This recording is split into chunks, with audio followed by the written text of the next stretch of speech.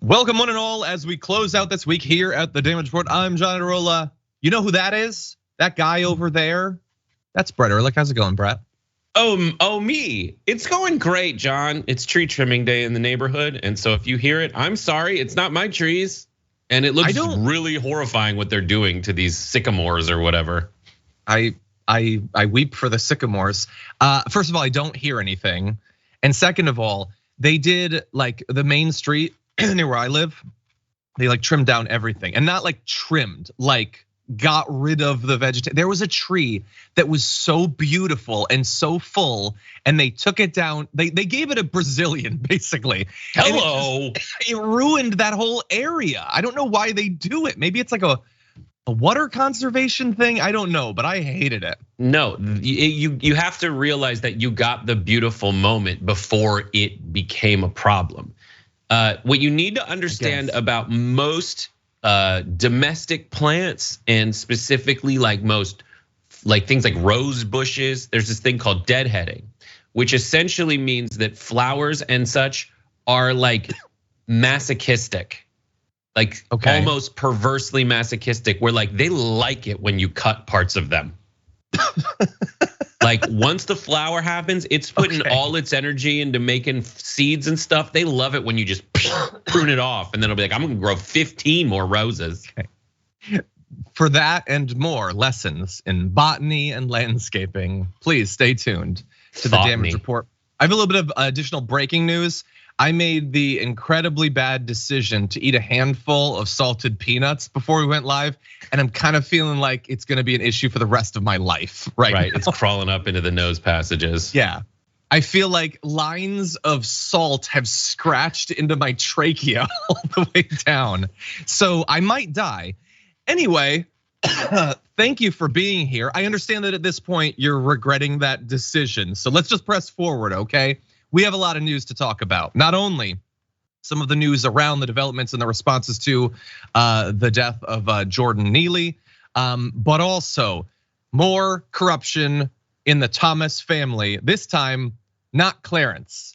I like couples that are a little bit competitive with each other, and I like that Clarence and Ginni have got sort of like a who's gonna be more corrupt thing going on.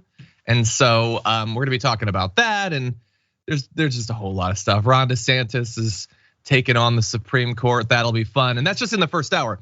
Coming up in the aftermath, we've got more leaked video of Tucker Carlson being just the grossest. We're gonna be talking a little bit about what might come from the Hollywood writers' strike that's going on right now. And of course, we have garbage people of the week. So look forward to that. And along the way, if you wanna send us any comments, tweets, super chats, we'll respond as we go. You might even get yourself a $100 Blue Apron gift card with a particularly good comment, so get those in. And with all that said, Brett, you ready to start the show? Let's do it. Let's in fact do it. Usually we try to start with something that's like big but kind of light. We're going in a different direction today, but don't worry, we do have lighter stuff coming on, but we have some serious stuff to get to first. As of at least when we're recording this show, there has been no arrest yet in the chokehold killing of Jordan Neely. We're gonna give you all of the details, including some footage. Understand, this is about as serious as stories get. The footage is obviously very rough, so with that in mind, let's go to this.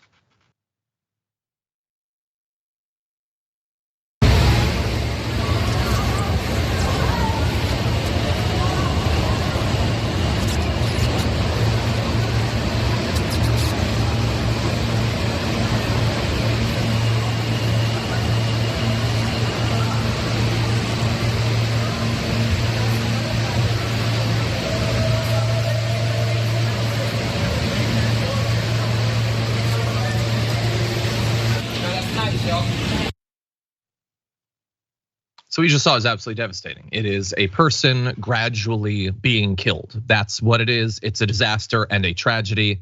And I wish that I could say that and know that everyone agrees with me, but unfortunately, as you'll see, some people don't think that this was that big of a tragedy, or that if there's a tragedy, it's that people have a big issue with what happened. But in any event, we're first gonna give you more details. So Monday afternoon, Neely was killed after being held in a chokehold. You saw it in the video by a Marine veteran on a subway after Neely got on the train and shouted at passengers that he was hungry, thirsty, and fed up with having nothing. After he stops moving, the riders hold him down for about 50 more seconds. He was later pronounced dead at a nearby hospital, apparently from compression to his neck as a result of the chokehold, according to a spokeswoman for the medical examiner who ruled his death a homicide. A witness said Neely did not harm anyone, nor did they see him armed with any weapon. So that is apparently the situation, as well as how he died. I await the conspiracy theories on right-wing media about how he stubbed his toe 10 years ago, and that's actually why he died, not the choking that he was experiencing on video. In any event, that has led to local political officials responding in a variety of different ways. You have this from Governor Kathy Hochul saying it became very clear that he was not going to cause harm to these other people. The video of 3 individuals holding him down until the last breath was snuffed out of him, I would say that was a very extreme response. The mayor of New York, though, Eric Adams, says there are many layers to this. I have faith in the criminal justice system, and I'm gonna let the process take its place. So look, that's the sort of reaction that you get from politicians quite a bit when they don't want to weigh in on something. I kind of feel like that's needlessly cowardly. Like, okay, we can find out more details, we can learn more, but the idea that you can't say that it's terrible that this is what happened, that God, if literally anything different could have gone down that did not result in a person being choked to death, that would be an improvement. And by the way, when I'm criticizing him, I'm not just criticizing Eric Adams for the statement you saw. When Representative Alexandria Ocasio-Cortez, obviously also a politician from New York, spoke out against this, he criticized her, saying she was being irresponsible. I mean, we saw what happened. We know that it's been ruled a homicide. She's not like a judge, okay? So when she rushes out with a statement, she's not sentencing him to life in prison, the guy who choked him out. Okay, that's not the sort of irresponsibility that is going on, but that they're saying is. She's just making clear that this is a terrible thing that should have never happened. In any event, we're gonna get to more reactions, but Brett, what do you think about this? I don't know. I think the whole game of like, what is the right way to say, let's have a, prosecution and a trial. Like, I think that's a weird game. I don't understand it. I don't know why that's like what litmus tests we're putting out for politicians anyway. I stand behind, like, let's find out as much as we can about what happened. After that happens, then I can start making definitive statements. I can definitely make definitive statements like, this is horrible. This looks like a man is dying and they're killing him. I can talk about this weird instinct that a lot of people have to suddenly become like the hero of the situation, gung ho. It's my responsibility, probably because I've been egged on by Fox News to think that, no, they are all trying to kill us. Everyone on the subway who seems disturbed is trying to kill me. That I can talk about, because that I see every day. That I have all the evidence I need of. I would caution everybody when they suddenly get into the like, oh, I know everything about this situation based on the video that I saw. If right now and immediately, just because if the script were flipped, I don't want the other people doing that in a situation that seems bad for my political beliefs. Yeah, I'm fine, and what do I want, Mayor? I know everything I need to know about Mayor Eric Adams. Like, I know he's a former police, he's from the police department, and I know that he's trying to hold a city together. I know that he is part of an overreaction to people who are good-naturedly trying to reform the criminal justice system. That's why he's there. I know everything I need to know, except about what happened in the subway. I'm pretty sure I know what happened. I'm pretty sure there was a guy who's having some issues on the subway, who has mental illness issues, is what it's. But even that, it seems like that was the case. And I've been in subways in all kinds of cities where this kind of thing happens, and you ignore it because you just get this feeling, if you've done that a number of times, that like nothing bad's gonna happen. But I also, it looks like these guys are holding the guy down because they think that's their job, when it really very much is not. And the reason I know that is because people on the right tell me that that's not my job when it serves their political ends. Well, and specifically holding down and applying a chokehold.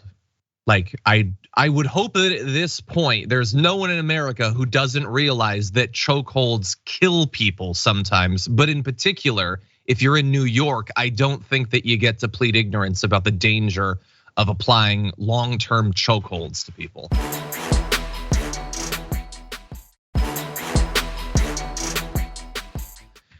In any event, I want to get to some of the other reactions. As I mentioned AOC, so I want to give you some of that.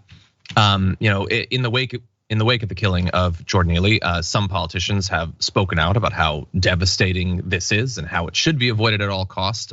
Here's some of what Representative Alexandria Ocasio-Cortez has had to say. Tweeting, I have yet to hear a real explanation from any official hesitating to condemn the killing of Jordan Neely about what makes condemning this violence so, quote, complicated. Killing is wrong, killing the poor is wrong, killing the mentally ill is wrong. Why is that so hard to say? And to be clear, while so many who should be pointing out that that's a bad thing seem to have trouble saying that it's a bad thing, understand that during the period where those of us who think we shouldn't be choking the lives out of each other on public transportation are being told to be incredibly cautious, on the other side, those who like this sort of behavior are not waiting very long. They're tweeting about how this guy is a hero, and they instantly know, based on reading the story and definitely seeing the photos of the people involved, that this was the best thing that could have possibly happened. He should not be attacked. He should be lauded. For all we know, he's being extended invitations to speak at right-wing events. We have no idea what his politics is. The guy who actually did it, we don't know who the person is because they haven't been identified. But it's the sort of vigilante violence that the right loves so much. They want to see more of this. So particularly at this time, I would say it's on us who want to see less people being brutally killed to speak out as well. In any event, AOC goes on to say, Neely's last words were literally about how going to jail was easier than accessing the social safety net support to get back on his feet and lead a life. Yet leaders want to raise his record as if that warrants a public execution on the subway. What have we come to? That point about his past, about the fact that he had run-ins with law enforcement or whatever in the past, I talked at length yesterday about in the pre-port. There is almost nothing that the right loves more than using someone's past as a moral justification for their murder at a time when the person doing the killing had no idea about any of that. You know what? Sometimes they do it with someone having had run-ins with the police or whatever. You know, when you look at Kenosha, one of the people that Kyle Rittenhouse shot had done bad stuff in the past. So that provided a justification for Kyle Rittenhouse, a guy who had no idea about any of that. Sometimes they have to stretch a little bit more, and they'll go and they'll just find like photos of you on social media that provide an ex post facto justification for your killing that, again, the killer had no idea about. This isn't how any functioning moral system should work. And it's particularly perverse to see this sort of narrative trotted out so often from people that assert that they have a perfect system of morality that has literally been handed to them in book form by the creator of the universe.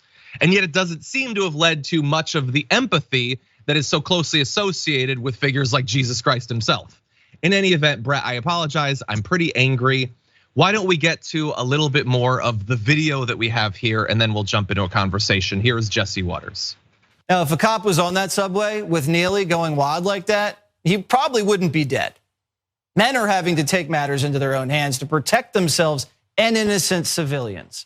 Women are whispering to me all day that they're glad a man took action instead of sitting there and staring at his phone, pretending nothing's going down. They're not happy Neely's dead, of course. No one is. But they're happy someone's protecting them. If Neely had been institutionalized, wouldn't be dead. If Neely had been incarcerated, wouldn't be dead. And maybe if the left hadn't defunded and demoralized the police, he wouldn't be dead. But he is dead. And the Democrats don't care about him. They care about blaming somebody else. Yeah. If he'd been institutionalized, he wouldn't be dead. If he'd been locked up, he wouldn't be dead. I would add to that list, if he hadn't been choked, he wouldn't be dead.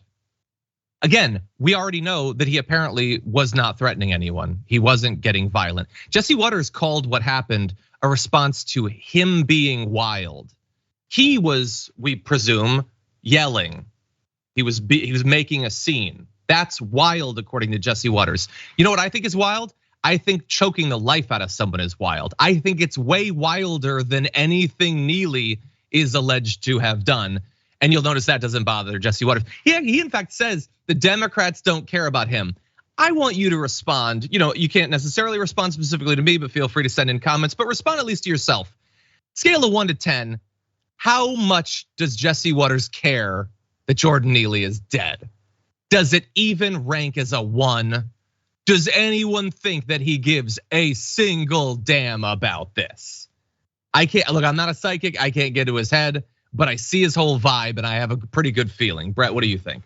Jesse Waters is happy that Neely's dead, 100%. It makes him happy, it gives us something to talk about. It's a very easy story for him to cover because he just gets to paint by numbers all the other crappy takes that he's had about situations like this. And he basically counters what he originally said. No one's happy that Neely's dead, but I'm happy that this guy did what he did, which resulted in Neely being dead, right? I don't know. For me, it's always the test of why are people saying what they're saying? The motivation for AOC saying what she's saying is to protect the most vulnerable among us. She's not trying to be an a-hole. What's Eric Adams doing? Probably trying to hold a city together. I understand that's a very difficult position to be in, but at least what he's saying at the end is let's have a legal system evaluate this. That's less contemptible than what Jesse Waters is doing, which is essentially citing completely anecdotal non-evidence to support this kind of behavior, to essentially endorse taking action to kill someone on the subway when subway stuff is happening on the subway. That's it. He's being an a-hole. Yeah. And he relishes it. He relishes that this is happening. Yeah. I caution people to run and say they know everything that happened on that subway. It sounds like Jesse Waters knows everything that happened on that subway. He doesn't. And if he's gonna get mad at if anything comes out bad, more information about people being threatened, or less information about people feeling threatened, these guys just decided to do it on a whim, he's not gonna take that into consideration. He'll only use anything that strengthens his BS bloviations, and he'll use that as a cudgel, and he'll ignore anything that makes his position weaker. He's talking about defunding the police. This is a lie. Police haven't been defunded. In most major cities, police funding has gone up. And he's just saying that they've been defunded. They haven't. The New York City, the NYPD budget was $10.9 billion last year. 10.9 billion. And I hate this argument that they've demoralized the police. It's a lot of what's happened has demoralized people in general. And what is it? People's fault for calling out injustice? That's their argument. It's their fault for calling out injustice because they aren't nice enough to people with guns and body armor and $10.9 billion. Yeah. It's engage in the conversation. Don't just turn around and call people who are trying to make the world better evil. Yeah, and bear in mind, he said they did what they had to do. He is telling his audience they were not wrong. Not they should have done something, but God, don't kill the guy. No, he doesn't have a problem with the process. He's telling his viewers, do more of this. If you're in this situation, if somebody's being loud, you kill them. That's what you do. That's what I am being told by Christian after Christian after Christian after Christian. Just like Jesus would, you choke the life out of them if they're being inconvenient. And by the way, and again, I will never miss an opportunity to point out that the supposedly populist Fox News that is worried about people who've been left behind by the system has no problem with a guy who, as AOC pointed out, was talking about how difficult it was to get help, who was as desperate a person as you can be, maybe in the wrong venue, maybe to the wrong people, asked for help and was killed as a result of it. He doesn't have a single problem with that. None of them do. Anyway, can we, Can we just play one more video? We're gonna skip 3. Let's just go to 4. So a quick video of what happened when Sean Hannity was talking about this. Let's play this and close out our segment. Take a look at your screen. After making violent threats, acting erratically, a mentally ill, homeless guy with a long history of violent crime was, well, subdued by a bystander, a 24-year-old Marine vet. Now, the homeless man, his name is Jordan Neely. Yeah, so he was restrained. That's how Sean Hannity, I guess, doesn't want to say. This video that we're playing, yeah, he died as a result of that. He was restrained. But we can forget a little bit about Sean Hannity because he had a live studio audience and they were alive, all right. One woman shouted, "Woo!" She saw a man being killed and said, "Woo." Brett, what do you think? It was a chokehold. It wasn't they got in a physical altercation, there was a push and someone hit their head and died. You choked them and they died. Choking is a way people die and you did it. And guys, like, just to give you an idea how horny the right is for this kind of violence, she couldn't contain herself at hearing that a person was dead. Well, maybe not hearing that a person was dead because Hannity knows he can't accurately portray what happened in the video. Then the video is what we can see. Yeah. They are claiming that they know everything about what happened by just identifying the parts of it that serve their narrative and claiming there's nothing more to see here. Yeah. Yeah. I wish I could like talk to their audience and be like, you say constantly how you have been abused by the system, how it's set up in a way that's hurting you. Now you may think that it's like the deep state doing that or globalists or whatever reason, dark reason you would give to it, whatever. What should happen to you if you get desperate? It's so easy for them to think Jordan Neely, he's not like me. Yeah, but what if it was you? What if you literally had nothing to eat, nowhere to go, and you were desperate? Should you be choked to death as a result of you snapping and yelling or whatever? Is that acceptable? But of course, it's like that requires empathy, an empathy that you're not gonna get out of people who woo at murder. Yeah. Anyway, we're gonna see. We'll see what happens. So far, the person hasn't been identified. There's been no charges or whatever. We're gonna see what happens. We're gonna take our first break as well. When we come back, we've got a lot more to talk about.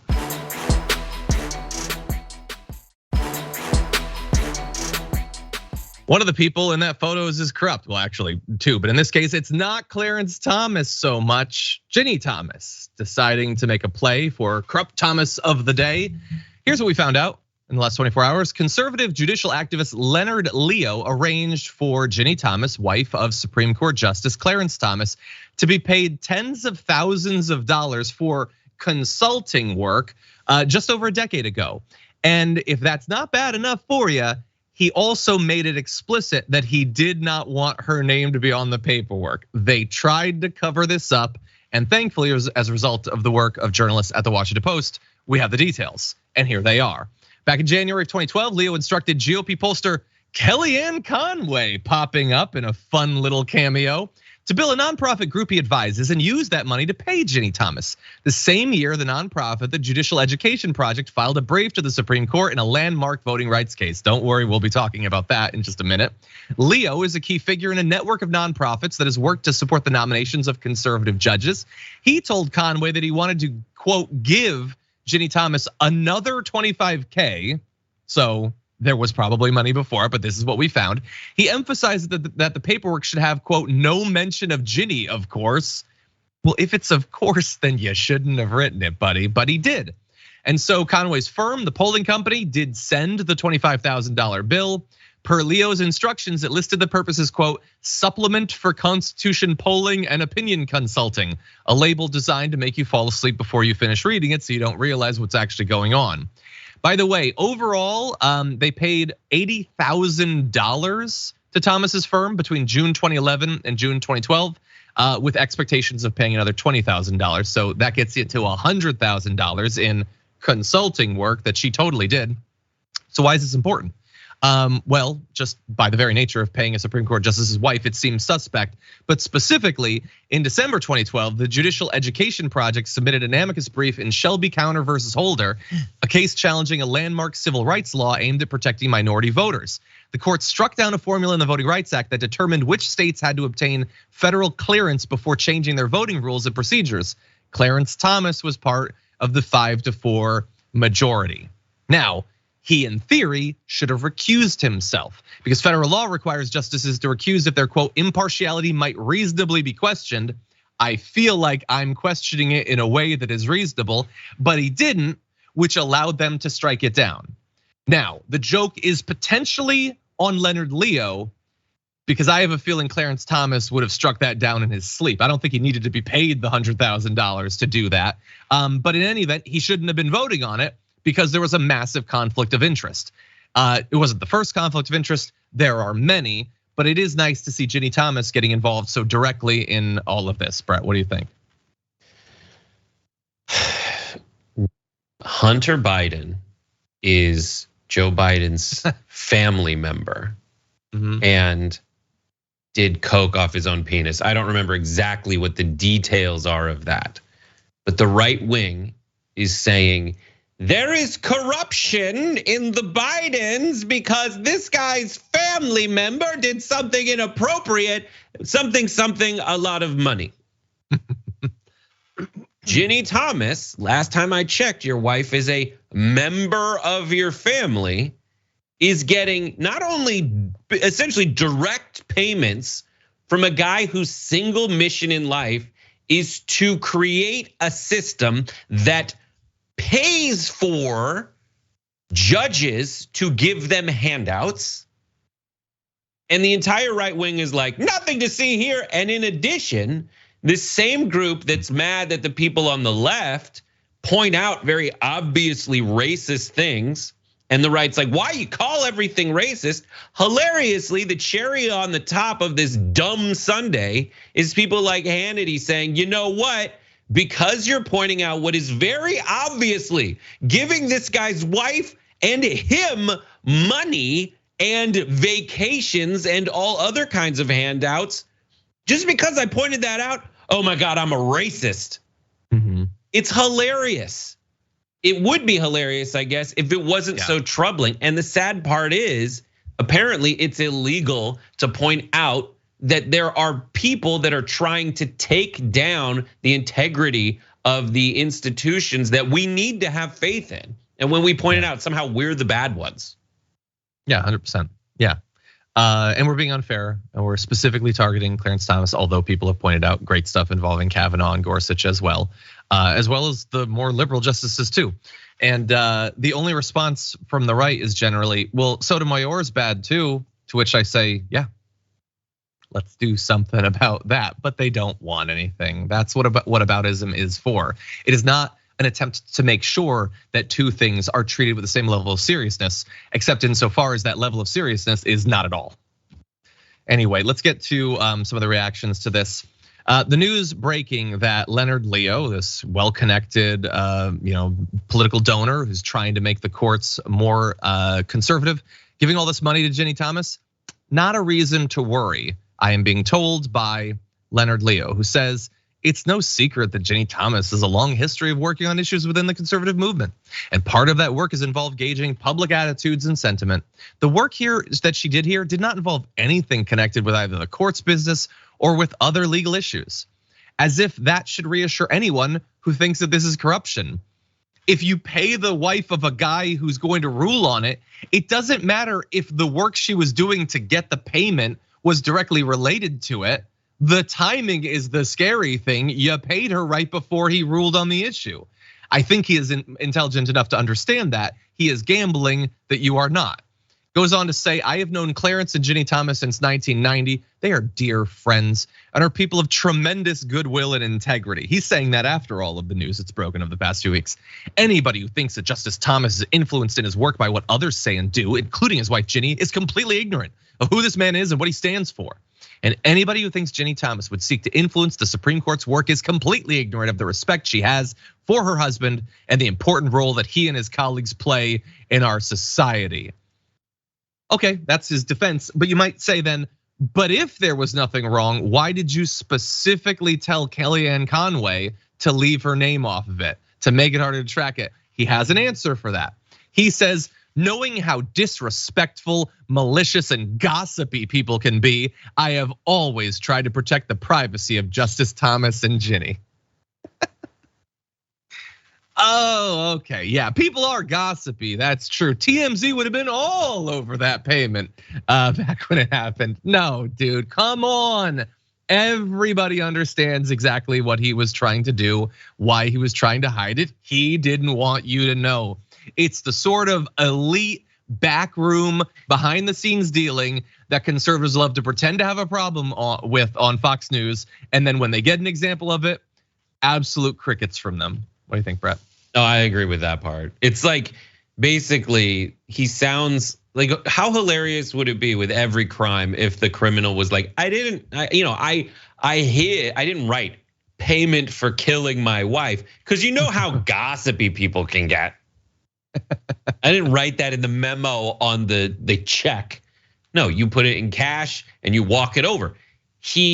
I've only seen Office Space about 15 times, but essentially to hide the source of money by channeling it through an intermediary is essentially the definition of money laundering. This guy is hiding the source of money by channeling it through an intermediary. He's paying Ginni Thomas. And honestly, like, my brother was like an opposition researcher in Alabama. He got someone thrown off a case because the husband of the prosecutor was connected to the people who had a political interest in the prosecution. And so that Laura Canary was thrown off the case because there was a reasonable suspicion of impropriety. The argument that the right wing has, get this, is that there is no real difference between how close they are as friends and essentially what would be on its face determined to be improper conduct. Yeah, like it's so entrenched, the corruption, that there's nothing you can really do about it. Their argument is everybody in this cabal is all such close friends, you can't get mad at them. They're friends because they have benefits. Yeah. There's a term for that, actually. Yeah, there isn't, or at least there should not be, a bribery buddy loophole. Like, if you picture the classic like bag of money being handed under a bathroom stall, I don't care if they've gone to TGI Fridays together a few times. Like, that's not the issue.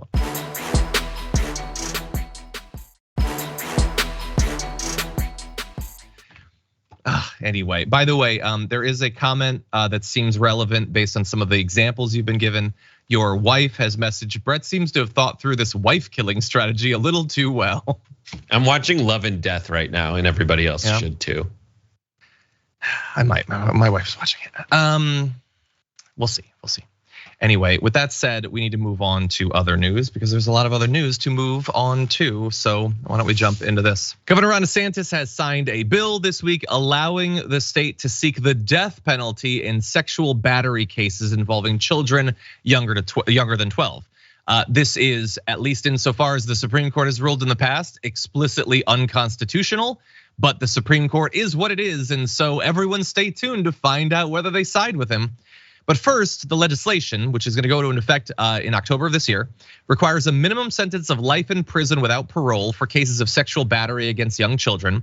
The state will require prosecutors seeking the death penalty in these cases to identify at least 2 aggravating factors, including whether the defendant had a history of sexual predation or holds a custodial position over the children. The bill received bipartisan support in the legislature. Even though it didn't have to, Republicans hold a supermajority. They can and do whatever they want. But anyway, the Senate Minority Leader, a Democrat, did co-sponsor it. By the way, just bear this in mind going forward if this bill does take effect. Florida is already the state with the most exonerations from the death penalty. 30 people have been exonerated since 1976. What that means is if we didn't have a long appeals process and if we didn't have individuals and organizations attempting these exonerations, literally dozens of people who were 100% innocent of what they were being charged with would have been executed by the state. And that bothers some people. none of them are Republicans elected in Florida, even though they're always suspicious of government power, except when it's killing a person. In any event, as I said, this is explicitly unconstitutional. The legislation is in direct violation of the US Supreme Court decision in Kennedy versus Louisiana, which found it unconstitutional for states to use capital punishment for a crime other than murder. The death penalty should not be expanded to instances where the victim's life was not taken, the ruling said. That is so clear, so explicit. Ron DeSantis knows that and doesn't care. He says he's prepared to take this law all the way to the US Supreme Court to overrule the existing precedent, which, oh my God, that would require like activist judges or something. And don't conservatives have a super majority of the Supreme Court? Yes, they do. And yes, they might overturn it because precedent means literally nothing to these people. What do you think, Brett? So Ron DeSantis's argument is that you're a pedophile unless you like pedophiles unless you want to kill people. Like, well, they're hoping that that's simplistic if all you wanted, this is what Ron DeSantis's rhetorical strategy is. He wants to say he's more strict, and this is all the same argument they had against a women's right to choose, right? They love fundamentalism. Fundamentalism is like the sense of moral superiority where no one really applies anything nuanced to anything, and they can sit on their high horse, look at their doctrine and say you're evil and I'm good because of my doctrine, which I apply no nuance to. Yeah. And that's this. They want to say, oh, you're killing babies, oh, you're raping children, unless you take the most strict stance. And in this case, it's the death penalty. He's trying to say that you're more for child rape than I am, which is just like so, it's lazy, it's insane. Basically, if I say I just want to lock them up for a very long time and get them away from children, and I want to punish them too, he's saying, well, you don't want to kill them, which makes me better than you.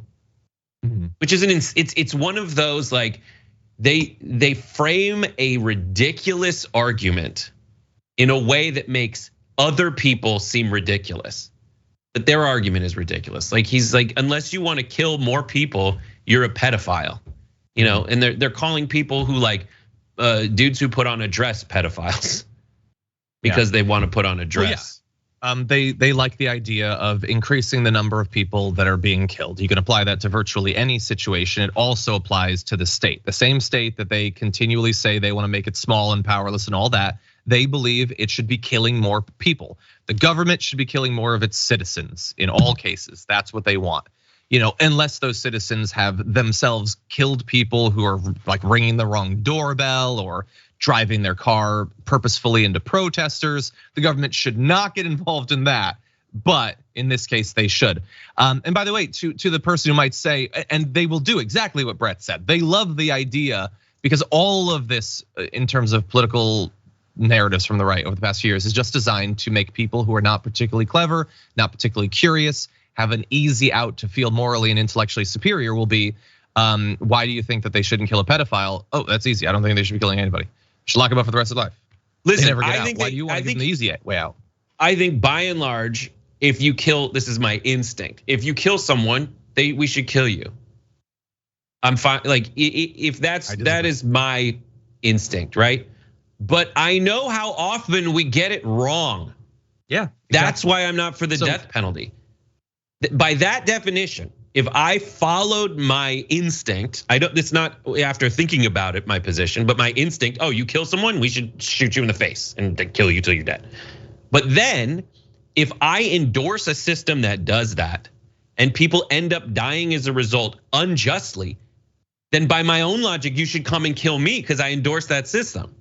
Yeah. And that's just a ridiculous position to have. So I'm against the death penalty for that and other reasons, but yeah. Exactly.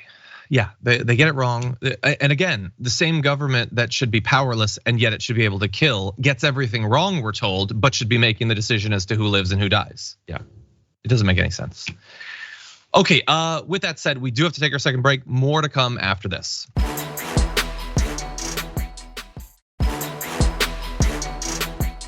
We've got news to talk about, so don't go anywhere. Let's jump into it.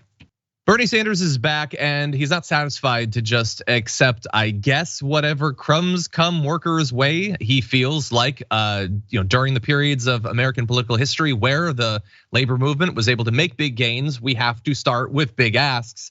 And he's trying to do that, or at the very least catch us up to many European countries.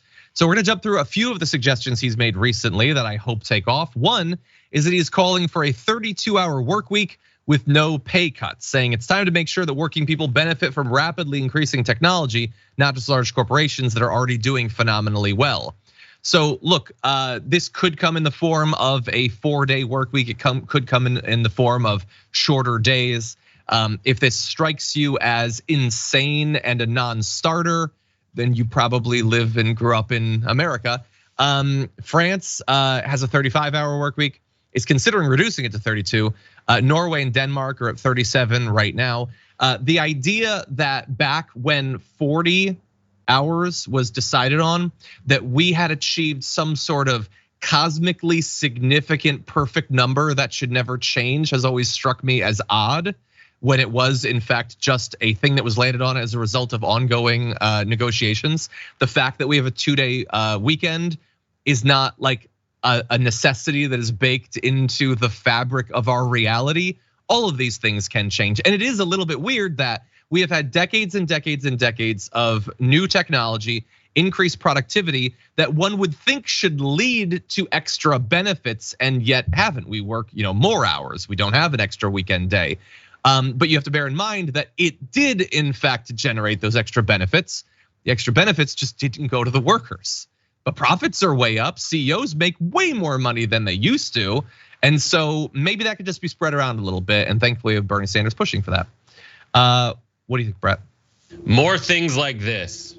Like this is exactly the right rhetorical framing for any ask, period.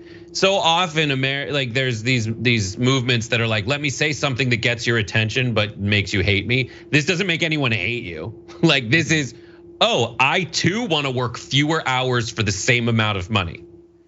You would have to be crazy to be against this as a worker, right? You want this. Get this argument out there, get as many people talking about it as possible so that everybody has to come back and start engaging in it. And then you can break out things like, well, I'm more productive due to the technology you're trying to replace me with, and the technology is cheaper, and my ability to take further steps than the technology is higher. So I don't understand why you have a problem with it unless you can show me financially why it's not tenable for you. Because I will also have more time off to be a consumer. Yeah, exactly. A consumer, also a human. They say constantly that they want people to engage with the economy, sure, but they also talk like anytime there's a social ill, anytime there's a failure of an individual or whatever, you will be told that it's a breakdown of the family, the social fabric, all of that stuff.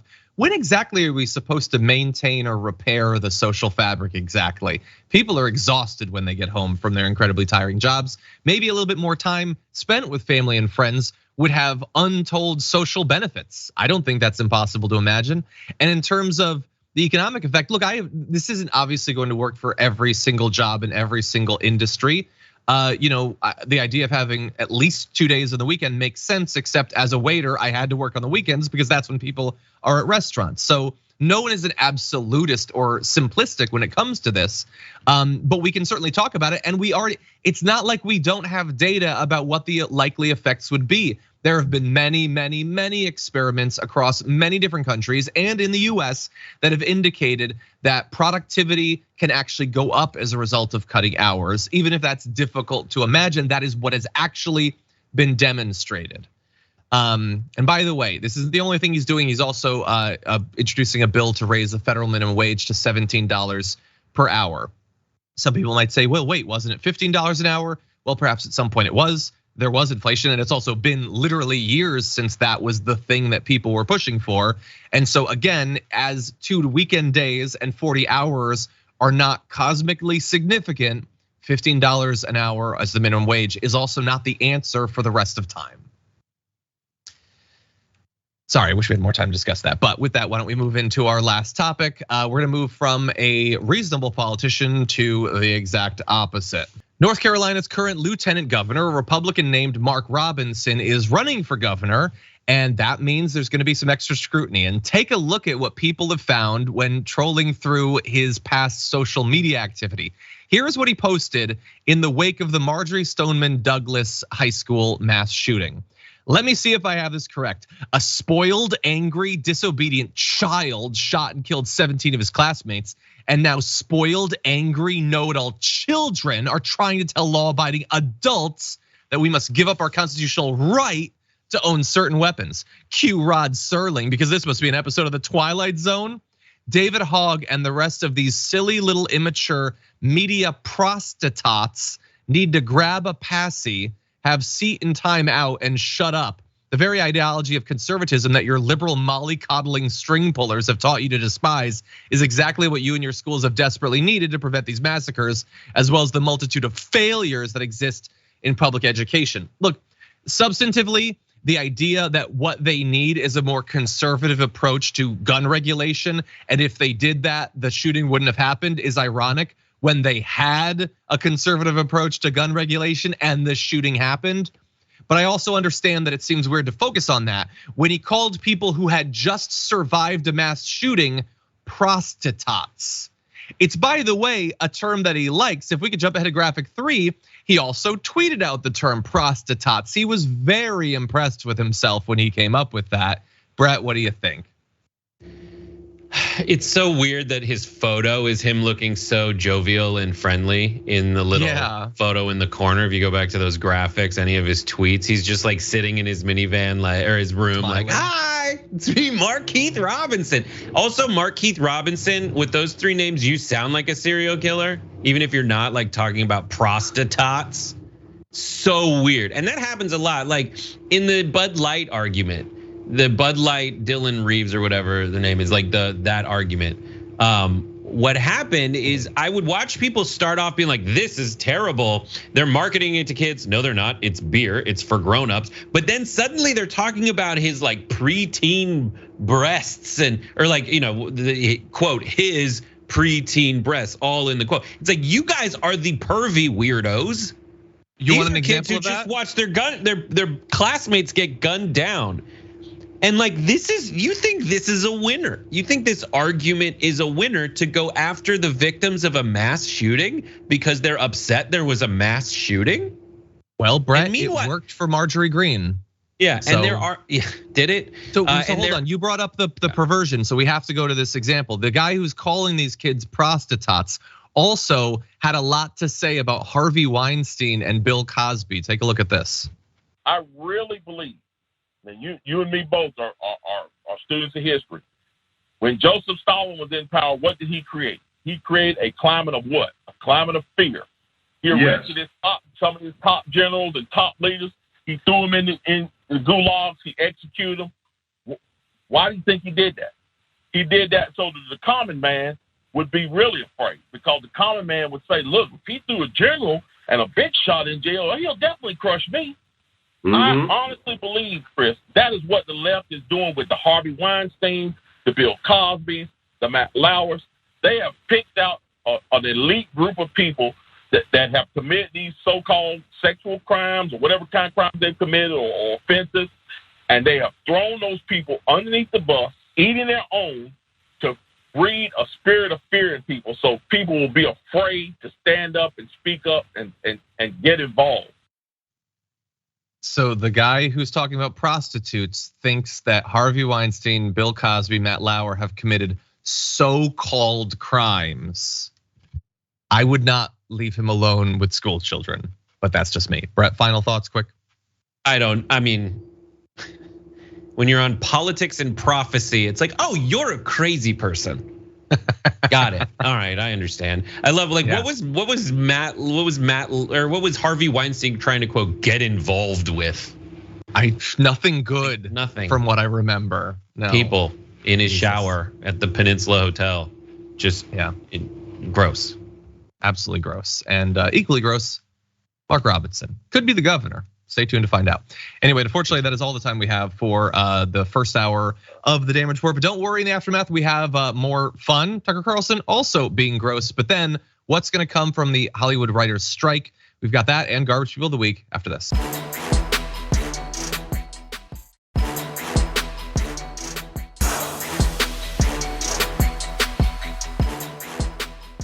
Thanks for listening to the full episode of The Damage Report. Support our work, listen ad-free, access members-only bonus content, and more by subscribing to Apple Podcasts at apple.co/TYT. I'm your host, John Iadarola. I'll see you soon.